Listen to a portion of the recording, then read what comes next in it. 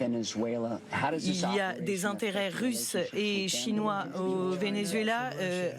Comment est-ce que cela va influer sur votre relation avec ces deux pays? Eh bien, en ce qui concerne la Russie, nous allons régler les choses, mais lorsque nos intérêts sont menacés, lorsque l'on vole notre pétrole, nous n'allons pas reculer. Il pourrait y avoir beaucoup plus de production, mais l'infrastructure est en mauvais état et nous allons vendre beaucoup de pétrole à beaucoup de pays, des pays qui d'ailleurs l'achètent déjà, mais il y en aura beaucoup à mettre en place et qui vont gérer le pays jusqu'à ce que l'on puisse redonner la possibilité aux Vénézuéliens de se gouverner, et cela permettra également de rembourser les Américains qui ont été forcés de quitter le Venezuela.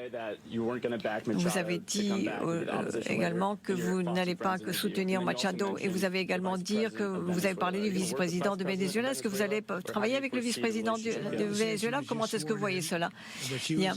Elle a été choisie par Maduro, c'est la vice-présidente, et Maduro nous allons travailler, lui parler et travailler avec elle, et elle fera, je pense, ce qui est nécessaire pour que le Venezuela devienne à nouveau une grande nation.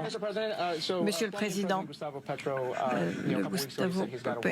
a dit qu'il va garder l'œil là-dessus, et aujourd'hui il a dit qu'il n'a pas peur de ce qui pourrait lui arriver après cette opération. Quel est votre message? Il y a des usines de fabrication de cocaïne dans ce pays, mais il fabrique de la cocaïne pour l'envoyer aux États-Unis, donc il faut qu'il fasse attention à ce qu'il fait lui aussi. Est-ce que vous avez averti des membres du Congrès en avance? Monsieur le secrétaire, vous vouliez en parler peut-être? Nous les avons avertis juste après parce que nous ne sommes pas censés les avertir en amont, mais nous avons surveillé nuit après nuit quand nous pourrions y aller. Il ne s'agit pas du type de mission où vous pouvez avertir un certain nombre de personnes 10-15 jours à l'avance.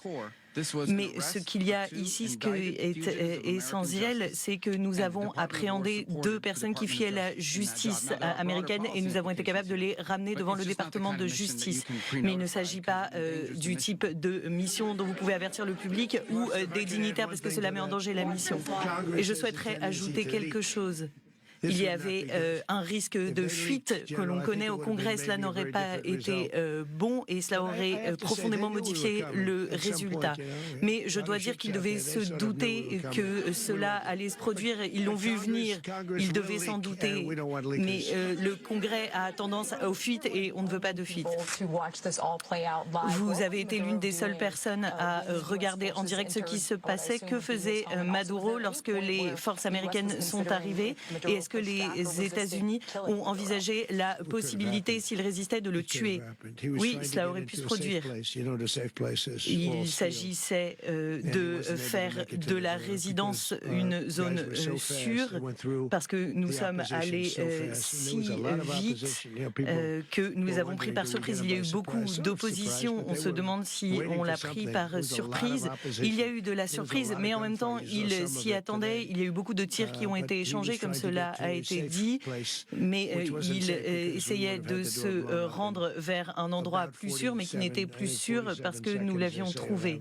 Et cela a pris quelques secondes, peu importe l'endroit où il se trouvait, mais il n'a pas réussi à rejoindre cet endroit sûr. Enfin, il a passé la porte, mais il a été incapable de la fermer, en fait.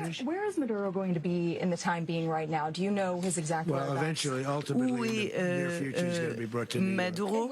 Eh bien, ce que je peux vous dire, c'est que dans un futur très proche, il va arriver à New York. Et où sera-t-il à New York? Cela dépendra de ceux qui sont chargés de prendre cette décision. Monsieur le Président, les États-Unis ont une histoire avec les dictateurs. Ils en ont hébergé parfois. De quoi s'agit-il ici? Non, ici, la situation est tout à fait différente.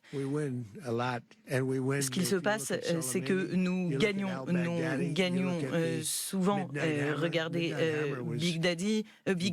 al-Baghdadi, l'opération Midnight Hammer, en général, nous obtenons les résultats que nous voulons s'il y a la paix au Moyen-Orient. C'est aussi grâce à nos opérations. Sans cette opération, il n'y aurait pas de paix au Moyen-Orient. Donc, nous avons beaucoup de victoires à notre actif. C'est ça qu'il convient de dire. Monsieur le Président, pour combien de temps les États-Unis vont-ils, à votre avis, diriger le Venezuela et quelles sont les prochaines étapes? J'aimerais que cela aille vite, mais il faut du temps pour reconstruire ce pays, des infrastructures qui soient fonctionnelles. La situation est très dangereuse. C'est un territoire ravagé. Le pétrole est un secteur dangereux. L'extraction est dangereuse. Elle menace de tuer beaucoup de personnes. L'infrastructure est vétuste, en mauvais état. Et les derniers travaux datent d'il y a 25 ans, donc il faut la remplacer. Et nous allons aussi débourser beaucoup d'argent de façon à pouvoir prendre soin de ce pays. Monsieur le Président, il y a des intérêts russes et chinois au Venezuela. Comment est-ce que cela va influer sur votre relation avec ces deux pays? Eh bien, en ce qui concerne la Russie, nous allons régler les choses, mais lorsque nos intérêts sont menacés, lorsque l'on vole notre pétrole, nous n'allons pas reculer. Il pourrait y avoir beaucoup plus de production, mais l'infrastructure est en mauvais état et nous allons vendre beaucoup de pétrole à beaucoup de pays, des pays qui d'ailleurs l'achètent déjà, mais il y en aura beaucoup plus qui sera extrait. Monsieur le Président, merci. Quel message adressez-vous aux Vénézuéliens aujourd'hui?